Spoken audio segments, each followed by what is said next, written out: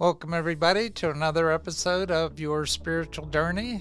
This is Dr. Bob, and this is the space and the place where we talk about things important to your soul. As always, we ask that you subscribe, that you like us, leave us comments. All that helps keep us on the air. Today's guest has a rather long bio, and I decided not to shorten it because she has so many interesting things in her travels and where she's come from and where she's gotten to that I think it's worth giving you as much of that story as possible. Felicia Mycyk has worked with individuals, teams, and corporate clients in their pursuit of success. She utilizes both traditional and non-traditional strategies and excels in bringing chaos to order. And that's what our podcast is all about, trying to help you make sense of chaos and bring you peace. So I was very interested in having her on the show. Whether you're in need of personal motivation, coaching, leadership consulting, workshop facilitation, or an inspiring keynote address, she will help you amplify the leader within. She's been awarded the Be the Change Award by the Pennsylvania Governor's Conference for Women. She has also been honored as a Beaver County Star, recognized as a female coach at the Black History Achievement Award Banquet, and selected as one of 40 under 40 Rotary Legacy Zone Young Professionals. She has also received the Heart of a Lion Award by the Lions Club International for her commitment to community service. Most recently, she was honored by Pittsburgh Magazine with a Woman and Business Award. Felicia's tried and true approach to leadership development has also garnered incredible success in revitalizing struggling communities. In 2013, she founded Ambridge Connection, a community development collective promoting civic engagement and investment in her local community. In 2019, Ambridge Connection became part of the Pittsburgh Media Partnership, a collection of local news organizations from across the River Valley and greater Pittsburgh region. With support from volunteers and the wider community, Ambridge Connection continues to be an invaluable resource and catalyst in revitalizing the community of Ambridge, Pennsylvania. Felicia is a certified speed and agility coach, uniquely qualified to help athletes get faster and more explosive in their sport. She's played semi-professional football at the National Women's Football Association as a starting cornerback, coached competition cheerleading, varsity track, various football camps, as well as high school and youth football teams. Currently, she is the track and field head coach and head coach for the high school girls flag football coach for the Ambridge School District. She's been a Girl Scout board member and troop leader and has served on various committees and boards throughout the region. She's served Rotary District 7305 for over a decade in various roles, including Assistant Governor and Public Relations Chair. She was elected 2 consecutive terms as President for the Ambridge Rotary Club. Recently, she was selected as District Governor for the 2025-2026 Rotary year. Currently, she is serving as Assistant Rotary Public Image Chair for Rotary International Zone 33, providing assistance and resources on effective public relations for multiple districts. So you can imagine, with my connection to Rotary, I was just fascinated by Felicia's story. She's a mother of 4, and she's learned that balancing her energy is key to owning and enjoying her life. As a certified life coach, she strives to be a lighthouse in all she does, illuminating a career path forward and empowering others to advance towards their next level of success. Having faced significant internal and external struggles, Felicia draws on those experiences to inspire others to persevere through their own challenges and on their journey to success. And that's Felicia. That's Felicia on paper. We are going to get to meet her in person. I was just so excited to be able to get her on our show because she's about to become the district governor for our Rotary district. And that involves a lot of work and a lot of time. So I'm just so glad that she was able to squeeze us in her busy schedule, because July 1, she's not going to have a minute to spare for the rest of the year.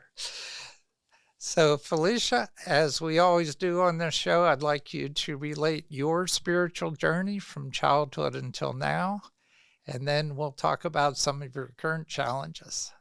So the mic's all yours. Well, Bob, first of all, thank you so much for, starting my day off so well. I feel special. You are special. I appreciate that. Thank you. Well, Bob, so my spiritual journey, where would you like me to start? Well, from childhood, how were you raised in terms of church or not church, and what religion were your parents, and how was your upbringing in a spiritual way? All right. So when I was a child, I did not have a church that I had to go to, because my mom or my dad traditionally went to a church. I think I was probably like when most kids, grandma grabbed you and was like, come on to church. So I remember going to church with my grandmother. I remember seeing my great uncle being on stage, my great aunt being active in her church. But that was just, I remember those things, but it wasn't like a consistent. It wasn't like every Sunday. It maybe be, 2-3 times over, a year or two. But that stuck out to me, that these were people that were in my family that were involved with a greater body of people, I guess. So it was just, I just looked at that point, it was just my family was involved.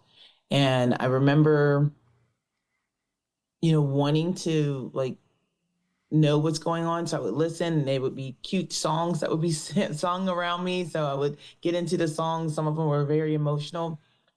But then after that, they're great aunts and grandmas and stuff. And so people pass away. So you don't really have anybody driving you to churches or anything. My mother,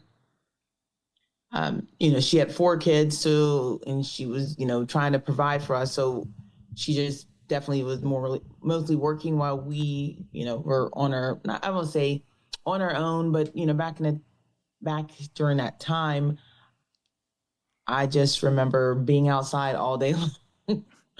And so, being outside all day long, running around the neighborhood, there would be, and these are lower income neighborhoods.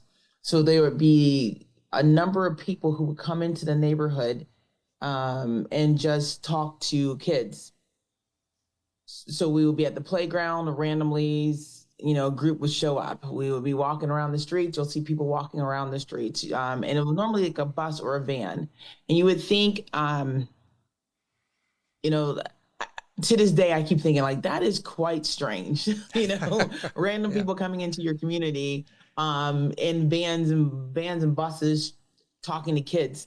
And, I think about that, but at the same time, I would be that person who would do that. And I would just show up and just, but I would notify the community that I'm coming in. but anyway, back to the way that it went with me. So they would come in, and it would be mainly like churches who would come in and say, hey, we would like to pretty much love on this community. We're going to have a Bible camp, or we're going to have, um, you know, just weekly Friday night meals or Thursday meals or Tuesday meals, come on over. So eventually, sometimes I would just jump on the bus because I'm like, they seem like good people. And I literally would jump on the bus, no permission forms, no anything. I would just jump on and go. And thank God I'm here, I'm alive, because their hearts were true. But I remember going into different churches and experiencing just, songs and always food. I mean, I think that's how Rotary got me too. Like there's a free meal. That's how they get you, is the food. But in any case, I remember just constantly, going to locations. Just they would have food, they would have lesson plans, crafts, you name it. But that's literally how it started. Was just people coming in and saying, do you want to go to church with us? It was an ask. And then there was a church up the street for me. And I was like, well, again, I went on my own because I was told that there was, food. um, I should weigh a lot more than what I do. But anyway, um, there was, I remember one challenge was, it was after the vacation Bible school. And they were like, look, on Sunday, if you come and you bring people with you, I'm giving the person who brings the most people a prize. Well, I mean, that was just who I was at my core. I'm like, I can gather people. I can get people to a place that's very easy. I can get people to know, like, hey, guess what? They are giving, large candy bars. They're giving like this, this is where we need to go. They're going to have songs. I mean, I knew how to make it exciting for others. So of course, when we got there on Sunday, I brought the most people with me, and, and people were curious of what I was telling them, and they came to church, and, we sang songs, and everybody got the little mini candy bars, but I got the king size. They had the regular size. And I was like, this girl right here, king size candy bar, never forget. Uh, so, but yeah, that's literally how it started, was just, seeing my family in roles, and then random strangers coming in saying, hey, we have an opportunity for you to get to know Jesus, and food. So, just, and that's literally how my life started as a child. Now fast forward, I actively seek out, connection with God. And that's my, you talk about spiritual journey. I went, I had my own children. I started going to church more often. I had a stepdad who, his mother forced him to go to church, and then my ex, his mother forced him to go to church. So they both talked pretty much the same. It was, I'm not going to force anybody to go to church because that was forced upon me. So on my end, it's just me being consistently, I always go, I'm always there on Sunday. And without a support system at home, because like, I think a father, the masculine energy is really like necessary when you're talking with your children, and support. Like it was hard to get my kids to go to church with me. However, there are certain dates that they always will go, with me. Um, where I'm at now, we'll cut back like maybe 4, almost, 4 years ago. I was diagnosed with cancer, and better yet, let me go back. My family was going to church. I got my ex, he was going to church and everything. This is back in before 2020, 2018, 19, somewhere around there. Everybody's going to church with me, and then 2020 happens, and we're forced to do everything online. So that was, I think, a harder point for my family to get back into it. But I would get on every Sunday online, listening to what's going on. Just, I like a good message. And I stayed with that, but then I ended up getting sick. And when I got sick, that's when it, I would say that's when it was got harder with keeping my kids and my family on track. Uh, but I think the most powerful time in my life is when I went through my divorce. Right, um, I would say I had just finished cancer. I ended up living in like I ended up in a place by myself, um, with no family, no not I didn't have the best health, because just because the doctor takes the cancer out, you have a year of poison that's been in your body. So I had like 18 months for all that chemo to get out of my system. Um, well, long story short, I ended up being on the ground crying and thinking, maybe I was supposed to not survive cancer. And I was thinking, because it felt like I was so alone, completely alone. I was, and I mean, this is not that far away, not that far, you know, sorry, my phone's gonna die. But anyway, so I was, I'm sitting there and I'm by myself. I'm thinking, I understand why people commit suicide, because there was like, I mean, I had nothing. I didn't have my health. I didn't have my husband. I didn't have my kids. I didn't have anything. I felt extremely alone. Um, and mentally, when you're going through a health thing, and they're trying to help you get through it, they're putting chemicals in your body to save you. But at the same time, these are all foreign things in your body. So, what is it, the medicine messing with me? And, what's all going on? I'm feeling completely lost. And then the only thing I had was my Bible. And I remember I had a meeting with a woman, and she was like, hey, would you like to come to this? Again, somebody asking, would you like to come to this Bible study? And I just, I was like, fine, I'll go. I needed something, but I remember like before that, like I said, I was alone by myself on the floor, and I'm like, I had this Bible. And I just said, you know what? I am going to start reading this Bible from front to back, line by line. And that was going to be my food. I decided to fast. Um, and every time I was hungry, I would pick up the Bible and I would read it. Um, yeah, but it got me through, like, I was in like a really dark space and not wanting to hurt myself. I was just thinking like, dude, I can truly understand why people choose that they don't want to be here. But then when I started reading and started being mindful and just being in the moment and just fasting and trying to connect with God and just trying to figure out what's going on. And I kept asking like for direction and everything, but it got better because, again, out of nowhere, I get invited to this, this Bible study. Like, this woman I've seen for like, I don't know, 5 years straight, and has never asked me ever. And she was like, do you want to come to a Bible study? I was like, sure, So now I'm going to this Bible study weekly, and I'm excited to be there.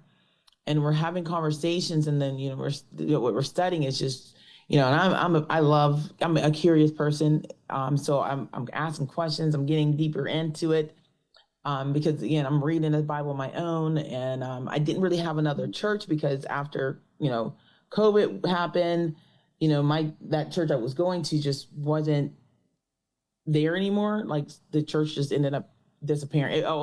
It stopped its satellite location, so it was no longer close to me.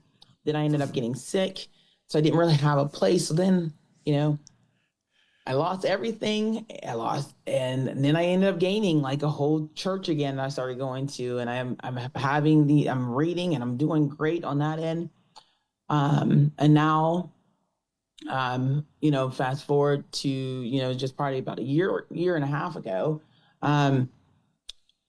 it got worse again at home, and, I ended up finally finding a place that I could house me and my kids, and that I could afford. And I'm here, and I drive past, and I see that there's a local church nearby that's closer to where I'm living at now. And first thing I do is I ended up joining not a women's group, but a Bible study again. And it was just exactly what I needed at that time. And it was just like, it just feels like what I'm praying for, solutions, and what I think I want, I am giving what I'm needed. So now I have a very healthy, I'm in the best part of my life right now, because I feel like I have everything in place. My health, I'm stronger health wise, mentally, emotionally, physically, spiritually. I feel like I'm in a great space. I haven't been in this space in quite some time. But I just remember when I had absolutely nothing, I think that choice I made was exactly what I needed at that time. So it was the catalyst to get me to where I am today, which, again, I feel the brightest I've been in a very, very long time. So, but there's my journey right now. I am actively going to church. I'm trying to, I'm a plant and seed person, plant and water. That's the type of person I like. I'm trying to allow God to do what it needs to do, because I can only, like I said, plant or water, and then hopefully God grows everything else and takes it to that next level. So that's what I do for a living. That's what I do for myself. I'm like, look, I will read, I will pray, I will, gather with others. And I constantly am just reminding people that, there's nothing wrong with us. It's just all about changing the way that we think. And, I had to remind myself of that. I hope that answers your question of my journey, but that's pretty much where I'm at today. I'm in a very good space. And I think I have all the life lessons that we need is technically in the stories of the past. It's just more applying it to what it looks like today. That's quite a story. My introduction to Bob, my introduction to you was through Rotary, and what I saw was somebody who was so alive, so full of energy, so much to share, and with such an ability to, I don't know, rally the troops to really get people on board with you. And I was fascinated by that whole experience of experiencing you. I guess because I've been with Rotary on and off since the 1980s, before they even allowed women to join Rotary. And when they went through that transition, and to think, about your story and how far you've come. And it sounds to me like way back when you wanted that candy bar and started recruiting people to to go with you so that you could get the big candy bar, that sounds like that was the beginning of your career. That Yeah. that it's something you have an innate ability to do, and you've tapped into that ability and really capitalized on it. Um, I cannot imagine, and I've witnessed quite a few district governors of Rotary. Uh, some really good ones, and some just sort of okay ones. You never get a bad district governor because of our process, but I have to say that I witnessed you as the most energetic of all of them. And I'm really excited to have you start your new year, because I know that you are so organized, so together, that I could not imagine that just a few years ago you had hit the floor and just not quite sure of what you were going to do with your life at that time. Yeah. I learned, I think through cancer, like I always think when something happens to me, there is a lesson that I'm supposed to learn. And I know like I guess the cool way of saying it, there's an assignment that is being given to me. And I had to learn, I learned what anxious was. I learned to listen to people a little differently. Uh, like I was anxious before, but I never really had anxiety, and that's what I told myself. And now I understand that there are different forms of anxiety. Uh, you know, like I'm anxious right now. I can't wait to get to July 1, and it's like and this was maybe like a year ago. I remember thinking like, I have so many things I want to do, but I'm unsure of certain things. So like I'm literally planning in my head so I could not have that feeling of like I think of fear and fear of the unknowing, so like that comes in different ways in your body. With cancer, when I got the diagnosis, the phone call, like you have carcinoma, and you're like, I just remember not being able to breathe. So my body, since my brain couldn't predict what was going to happen, my whole body just shut down. I couldn't breathe. I'm sitting at my computer. I work by myself. I work from home.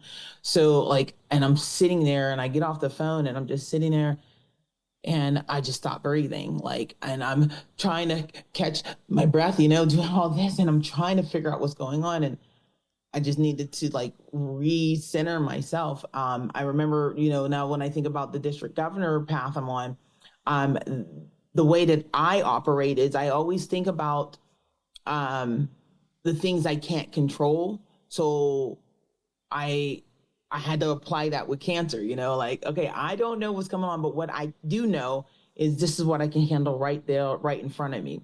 So with Rotary, I'm doing the same thing. Like, I don't know what's really going to happen, but what I can do is be as organized as I can up front. So I'm taking things in bits and pieces. So I can not create, or I can settle the anxiety within me. So when I go and talk to others, and I think this is the lesson, is like understanding that everyone has that in them. I just have to figure out, how do I help lessen it for them? So if it's a conversation, if it's giving the information up front, is it showing you like, just showing you, hey, here's the vision and here's the way I plan on going? Because I think a lot of people they don't know what's next. So all I can do is show them. And I think this is with any leader out there. If you want to lead an organization or lead a group through uncertainty, we have to help them know what is certain. And what's certain is like, okay, like here's what I can tell you, and start it with that. Here's what I know. Here's where I believe we can go. Here's the first step. so they can see like, okay, there's steps. We're going to go step by step. So with cancer, I learned I go through this as well. And now I know how to communicate with other people better, because if I'm helping them see like just how the doctors did me, like, okay, here's what's going to happen. We're going to go here, here, here. And if this happens, we can go plan B. And if this doesn't work, we go plan C. Like, I was given a full overview of the year that I was up against. Now, when I dived a little deeper, it got a little worse, because I was like, oh my God, I'm about to do, this is what they're going to do to my organs and to my bones and everything. Like, it is a trip, especially like surviving, the aftermath of cancer is what I don't think people talk about. Um, but again, going back to it, I view everything that comes at me is a lesson. And the fact that I'm still here means that I'm, my story's not over yet. I heard it put another way by a woman, and she was like, I'm still supposed to be in the story. But I always say, like, my story's not over yet. I'm still here for a reason. And I'm, if it was my time to go, it was my time to go. But for some reason, God said, hey, you still have more to do. So he gave me this new assignment, and I'm listening to it. And now when I go out, I can talk about resiliency differently, leadership development, confidence. It's all about how do I build the community better. I don't let a lot of things bother me. In Rotary, people complain a lot. But in my mind, they're just sharing with me like, hey, I'm not understanding why I'm not getting value. So I just need to make sure that I am constantly helping people have value through everything that they're doing. But yeah, that's a very long way of just saying everything's an assignment. You're learning something from it, and then you move forward, and it's nothing that, if I'm still here, that means my story's not over. It's not done.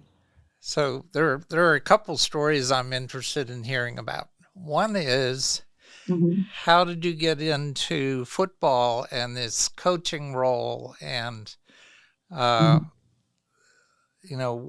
do you think that's brought to your life? Okay. So with football,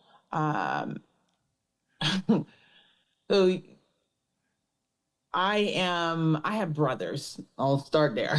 So I have brothers, and I really love sports. So when I was in school, I did not, I wasn't the best academically. However, when there was a opportunity to play any type of sport competition wise, or anything just to see what I can do with my own body, I was in. So on the streets, if we could race somebody, I knew I was the fastest. In the sports, I knew I was fast. I just wanted to see what else I can do. I just needed someone to show me, expose me to whatever the sport was.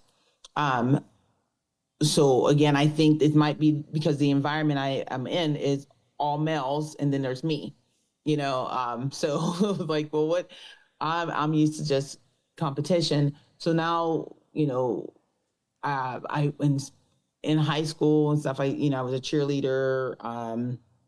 I did the girly stuff, cheerleading, dance. I didn't get to play football, but we did do like a powder puff game. But those are the things that I was exposed to back then. I ran track and field, hurdles, through javelin. I had a little bit of fun, but again, not the strongest academically. So then I get to college, and I still have this want to participate in sports. But I had to do a non-traditional type way because, again, I wasn't the strongest with getting my homework turned in. I'll tell you that. So, and I moved a whole lot. So that was a whole another thing. When you move a lot, I get called by coaches, but then by the time then I moved to another community. So, the contacts from this school who said, I'm not even going to go on that. Long story short is, I didn't have a mentor the way that I needed. So I'm trying to be who I needed when I was younger for others. But to get back on track, I I was in the corporate world. Also, I was going to school, and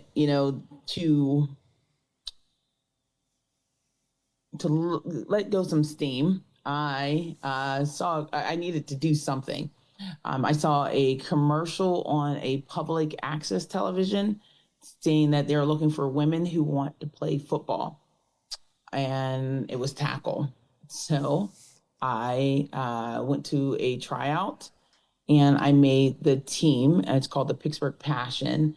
And I made that football team.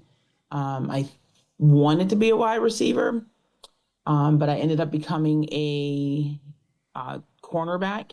I was a starting cornerback, and I loved every minute of it. The passion. Playing football was awesome. Learning how to work with the women on the team was perfect because, again, I was mainly mainly working with men all the time. And football, I think I would want anybody and everyone to be on some type of organized team sport because it teaches you so many life lessons that you can apply in anything in your life. And to this day, I still tell stories of being on the football field. Not want to say being on the football field, but it's just things that you learn through football. Eventually, I wanted to have a son, and you don't really see pregnant football players, Yeah. so I had to remove myself from there. And I ended up, I lost a kid, and then I ended up having getting pregnant again, and I had my son Adonis, and I had a opportunity. I had to figure out how to remain in sports, and that's when I had my daughter. She wanted to play. She wanted to play with her girlfriend, and her wanted to play football. And I was like, you know what? I think I'm going to go ahead and coach these girls so they know how to be in a tackle youth football. So I ended up doing that, and then I ended up becoming a coach for football. And like, how do I just stayed in football. It was a way of being close to the game and also being a part of my family and then being a part of my community. It's like all of it just worked perfectly. So I started coaching football, and that was youth grade. And then my daughter didn't want to play anymore, but I still wanted to coach. And I had the opportunity to coach a football camp. And then I just started telling everyone that I would like to coach high school football. And I had got connected to another person and interviewed, and they said yes. And I've been coaching. I coached tackle football at the high school level for a few years. I ended up becoming a defensive coordinator for a middle school program where we lost one game. I'll just say that one game we should have won that, but it and then eventually I ended up deciding that so a little girl wanted me to throw a football to her, and she asked me to teach her how to throw a football. And I looked at her. I was like, you know what? I'm going to go ahead and I'll start an entire camp only for girls. So I did a girls football camp that was tackle and flag football. And then I asked the Steelers if they would help me. And they gave me a couple things that I can hand out to girls. And they told me that they were looking to start a girls flag football league. If I was interested in helping, create a team for, my school. So I said yes. And I started a all girls flag football team at the high school level. And now 4 years later, it is going to be a state recognized sport. So the girls are in it's called a WPIAL sport now. PIAA have officially said all high schools are allowed to have girls flag football. So the team I started was one of the original 6 in the western part of Pennsylvania, And it's been a great ride. I'll just say that. And I normally I have a camp every year just for girls, but now flag football is huge, and everybody's, I think, with the help of the Steelers, I don't think we would have moved as fast as we did with this sport. I know I would not have thought of doing a high school flag football team. I would have just kept doing my camps and just giving girls the opportunity to choose tackle or flag. But now, like what they've been able to accomplish, I'm glad I got a little, yeah, I wasn't being a part of that whole situation. It's just it's beautiful if you can really see what it's doing for these girls, the confidence that it's helping, because you don't really have to have any type of equipment or knowledge on how to play. I mean, now it's getting more competitive. I'll tell you this, from year 1 to year 4, it's like these are two different things. So, but during this whole timeline, like, mind you, I'm trying to survive. So I like Yeah. right after I had my very first camp, that's when I got diagnosed with cancer. I was like, of course.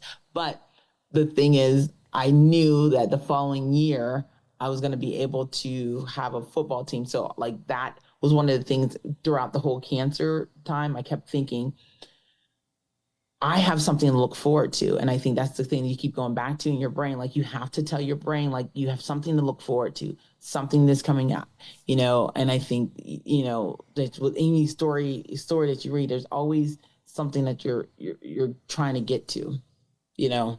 Yeah. Moses was trying to get to the promised land. You know what I'm saying? Like, we have something that we're trying to get to, and it keeps you going. And I think that's another thing with Rotary. It gives you something, longevity of life. It gives your brain something to keep looking forward to. So it's all about looking forward to what's next, and how do you help grow and help other people around you.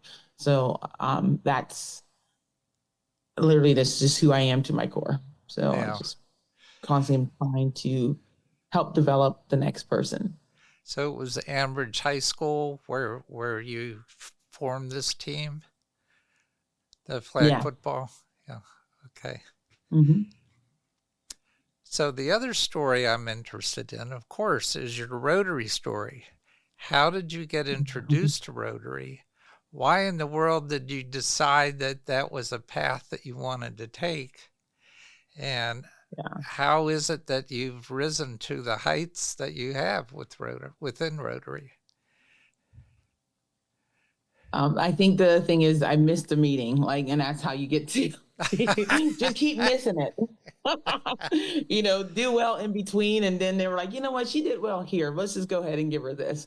No, but yeah, I years ago there was a flood that happened in a community in Beaver County called Aliquippa, and I had a lot of family that I knew lived out there. I didn't know all of them personally at all, but I just know I have family out there. And I kept thinking, like, there are people who, like, let me put it this way, like, this town should never have flooded. Like, it doesn't make any sense. Like, there's a river, but it's nowhere near where it flooded. It was their main street. The main street looked like a river that was flowing through. So it was in July, like, or I think the flood happened in June or July. I just remember it was in the summer.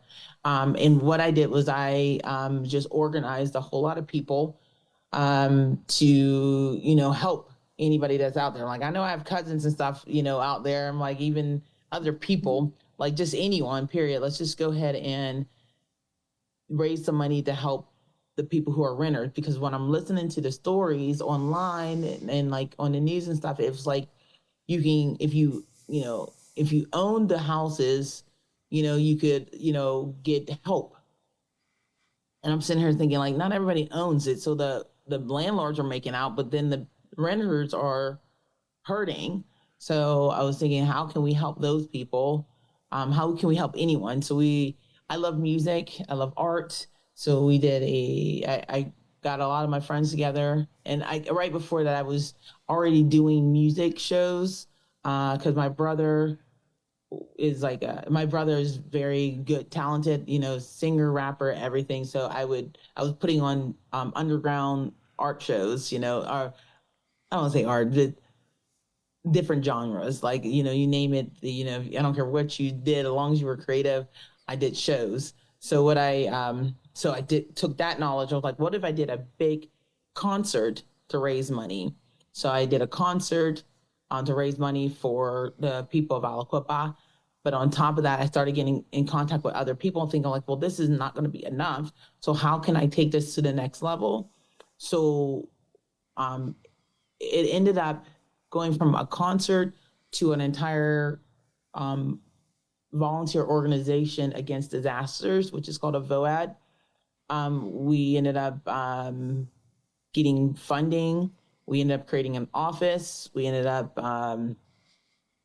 having like social workers going out to houses, talking with people. We were just trying to help raise money and get people the supplies and things that they needed.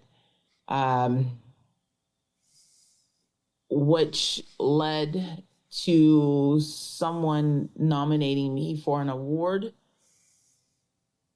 Again, none of this was all done just to help people, but then I think it was my brother. I'm thinking about it. It's been a while.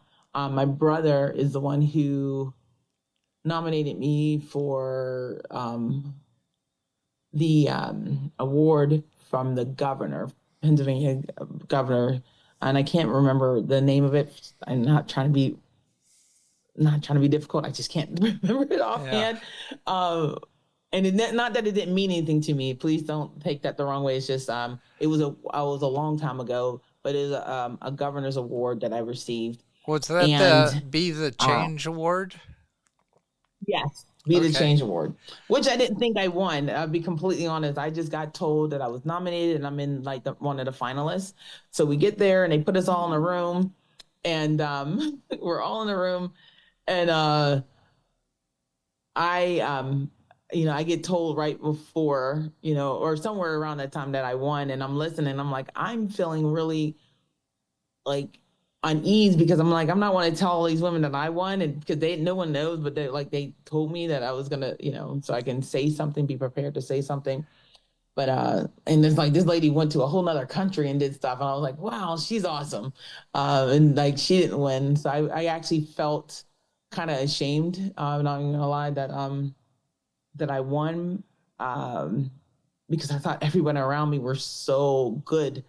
Um, but anyway, I ended up winning that award, and that got my picture in the paper. And they put down how much money we were able to raise, and next I get a whole bunch of Rotarians in the town of Ambridge sending me messages. So I was saying, "Hey, do you want to join? Do you want to join Rotary? You seem like you are a Rotarian." And I remember this guy named Otis. He really took his time to talk with me about it. And he just joined back to Rotary just for this year. He's an older gentleman now, but he, at the time, he's like, "You really should join my club," And I was like, "No, because it seems weird. I don't want to be in your group," because it definitely didn't seem like it didn't make any sense to me why I would want to join that group, because I'm like, I'm already doing stuff. Why do I need to join your group? It didn't make any. Someone again. It has to make sense. You have to make that person understand what's the value in being a part of that. So Otis talked to me, and I was like, fine, I'll go ahead and I'll do a little bit more research. And I started digging in, and I saw the main website, not like the club, the area stuff, because I couldn't really find anything about Ambridge. But then I saw Rotary, just what's online. And I was like, they do a whole lot of good. And it just service above self. I really like that. That resonated with me because, I didn't do any of this for me. It was always for someone else. So from there, I ended up joining the Rotary Club of Ambridge in, I want to say 2010. And from there, I just what I saw was they could help me because the area wasn't really friendly to me. As a dark-skinned woman, I had some issues in the area.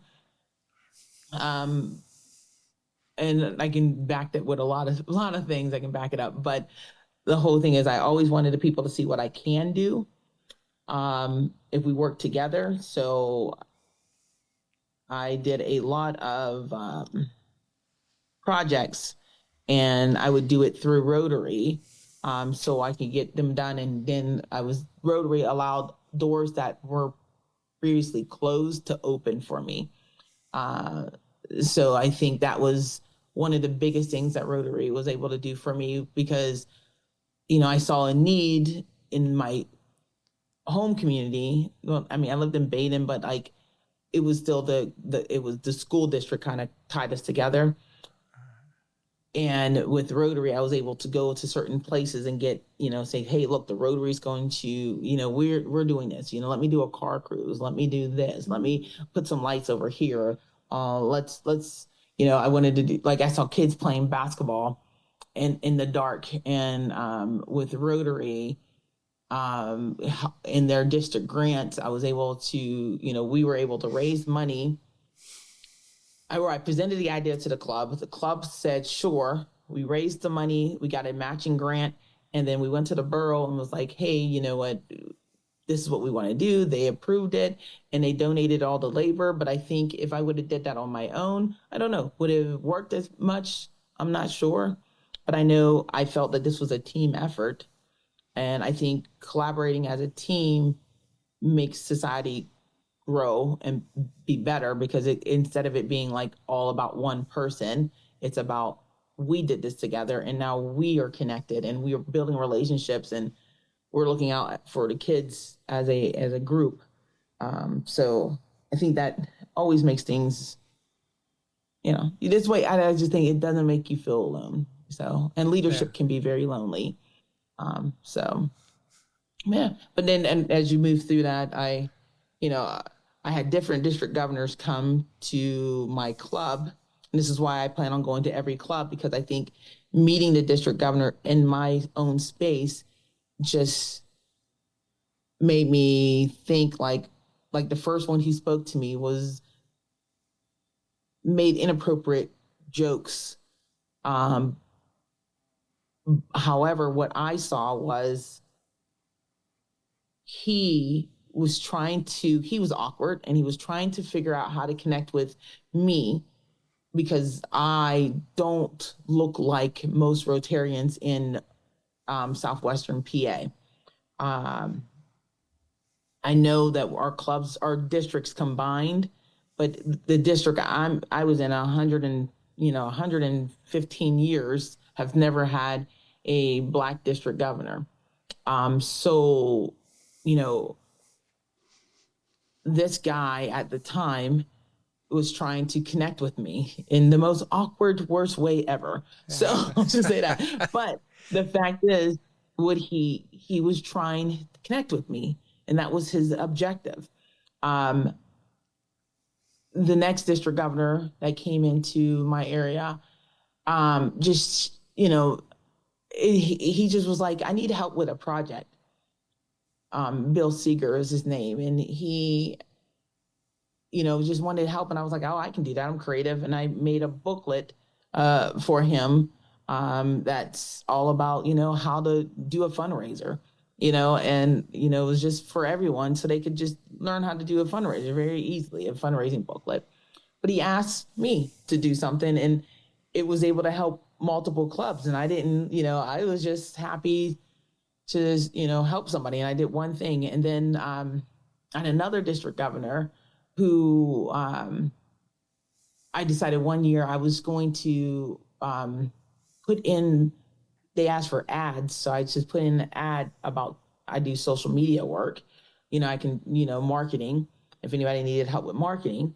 And this district governor, Ward Gardner, he was like, hey, I would like you to teach the district how to use social media. So, I went from doing a booklet to another district governor who saw me and was like, well, can you teach others to do this? And Ward truly talked to me as just another, like a person who could help others. And I was like, thank you for seeing me. And then after that, it connected me to another district governor, Singh. And he just, as soon as he met me, he was like, you're going to do great things. I want to just be here to support you. And I'm like, this dude is a different district governor. And he, like, to this day, sends me motivational quotes. And I don't want to say quotes, he sends me books. Like, he'll send me an email that is like the longest email ever. But like, each one of those district governors saw something differently. One wanted to just one just wanted to connect with me because a younger Rotarian who isn't, in his normal everyday circle. Another one just was asking, and he allowed me the opportunity to raise my hand to say I can do something. And then he, said, yes, do it. Another district governor, he said, look, if you're willing to do this for your business, how about you help us with everybody? And he had me come to his home and teach people. And he invited everybody to his place for me to teach everyone, and then another one is just like, dude, I just want to keep pouring into you. And then I ended up meeting one of the RI presidents, Jennifer Jones. I met her when I was an emerging leader or a young professional. I don't know which one, but I was named both of those in the district. And I told her what I want to do, and she was like, do it. She was like, do it. I was like, okay, and I remember I had an opportunity to just raise money for, I don't know, it's just long story short. It's like when you find the district governors who see you, they can spark something in other people. So the everyday Rotarian will keep a person in a club. And then the leadership will help amplify that person. And, I think, and I'm using words that I use for myself, for others. Like, I like to amplify the leader within others. And it's very great. It was wonderful when others can do that for me. And that's the direction. That's one of the things I said, you know what, I am going to apply for district governor. So, I met Jennifer Jones, and I forgot what I told her. But I just remember I wanted to do something, and she just told me to do it. And then I saw a woman on TV who was named a high position in the world. And I was like, you know what? I'm going to go ahead and apply for district governor, and I just told myself, like, worst thing that can happen is I get it. So I ended up applying for district governor, and I did not get it. So I was like, okay, well, I guess it's not meant to be. But then I decided to apply again. And I ended up becoming district governor eventually. A couple years later, they do all this training and stuff, but eventually I ended up making it through the interview. They asked me some questions that I thought was kind of like, to me, is like, representation matters. And I'm here. If you put me to lead, I promise you that I would be leading. I have a vision, and I want to take people through that. And I guess they said, look, worse. They rolled the dice. We're like, we'll try it. It's only 1 year. What's the worst she can do? So now I'm here, and I keep getting told that there's more. They're not used to this type of level of energy, which I'm saying, like, oh, you guys haven't even seen me at my peak.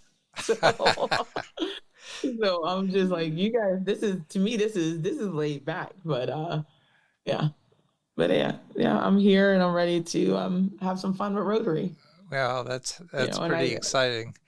Uh, it is nice that you have had some, uh, I guess, role models in Jennifer and from Canada, and Stephanie Urchik from, uh, she made it all the way to Rotary International president. So yeah, Bill, when I met with Stephanie, this was after actually I saw Stephanie speak once in the district at one of the conferences because I didn't always go to the district conferences, but there was one conference I went to that she spoke, and I was like, oh my gosh, she speaks like me. So that was pretty cool. I was like, oh, it's just Stephanie's very like just a human. Like it's not so like sometimes Rotary could be um, very professional, and yeah, I keep thinking we need to be professional, but we also need to realize that we are definitely human. So it doesn't have to be so corporate. Uh, and Stephanie wasn't super corporate to me. So I was like, I like her. Then the next time I saw Stephanie was just, online every occasionally. And then I went to her dinner when after she got named that she was going to be RI president. And I told her, I was like, look, I'm applying to be a district governor. And she was like, do it. Just, she was like, I want to be there when you start, you know? And again, it's just everyone that I talked to was always encouraging. And it's just, I think it's one of those things that when I shared that with her, it was like, I just wanted everyone. I didn't go out and campaign or anything like that. It was just one of those like convincing myself that I'm going to do it, holding myself accountable to do it. Um, and I I wanted to see a reaction of someone who didn't know me. yeah, However, do it that way. Like uh, she doesn't know me from anything, and but yeah, I applied and then now I don't know. Like every time I talk to her, it's it's valid. It's like it's almost validating because it's like I don't have. I one of the things I told her was like, now my okay, I'm trying to. The timeline's kind of off, so just give me. So I ended up talking to her at a district conference, um, and I knew I was separating from my husband, and I kept thinking like, you know, I don't know if I can do this because it seems like every district governor is married and they have to have a partner. And she was like, I don't. yeah, You're right. fine. Yeah, and I was like, and it didn't even hit me, but the way that she said it, she's like, you're gonna be fine. You're gonna be great. Just do it. Not do it, but just, be fine. Just, I was already named governor. I was already or district governor nominee designate, whatever, but it was just I don't know. It was just one of those things like I needed I wanted to hear from people who are already in leadership that the way that my life is going is not going to hurt me or hurt others. And then hearing Stephanie say, like, no, that's literally what happened with me. Like, not happened to her, but that she's fine. You don't see her with somebody else. Right. I keep getting like, oh, are you gonna bring a partner with you? I'm like, no, like this whole year, like I didn't leave my family, my husband for another person. I left for peace. And that's all I want right now is peace. And I was like, I did, I'm in a relationship with God and with Rotary right now. Like Yeah, that's all the people. That's that's all I can enough. handle. That's all I can handle Right. right now. Well, you have a big family, So, a but big yeah, Rotary family now. So what do yeah, you need? yeah. Okay, at this What do point I in the need? Yeah. podcast, we're just about out of time. So Mm-hmm. I always ask the guest to leave the audience with some words of wisdom. And basically, this is your one shot at leaving a few words with this particular audience. So any words you want to leave them with, this is your time. Yeah. I would say any room you enter, show up as yourself. One of the biggest things I've learned in life is they want you. So if you are selected or if you put yourself out there, be you. Don't try to be anyone else than who you are at your core. Because if they wanted someone else, they would have chose someone else. Yeah. If the vision wasn't in your head, it would, God put the vision in your head. And you are to carry it out. That means it's reachable. It might be difficult, but it is reachable. And if you show up as yourself and you keep going and keep working to, better yourself, to get to where you need to be, just do it. It will be difficult at times, but, it's worth it at the end. Okay. Audience, put those words to use if they're valuable to you. Put the rest on the shelf until you're ready to deal with it. And until next time, this has been your spiritual journey.